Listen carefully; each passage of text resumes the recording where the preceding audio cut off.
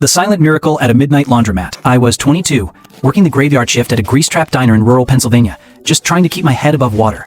My Gramps was in hospice care back in Ohio, and I was desperate to see him before he slipped away. But life has a funny way of kicking you when you're down. My car's transmission was completely shot, and a mechanic told me it would be $700 just to get it moving again. I had exactly $34 in my bank account. I was pulling double shifts, survive on caffeine and prayer, just praying the clock wouldn't run out on me. Around 3 a.m. on a Tuesday, this guy walks in.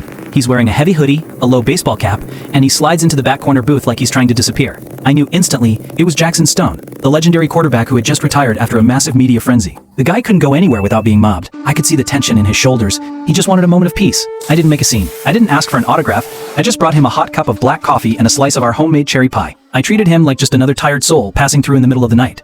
When I finally dropped the check, I leaned in and whispered, "The pie's on the house tonight. Thanks for the 2010 championship, Mr. Stone." It meant the world to my Gramps.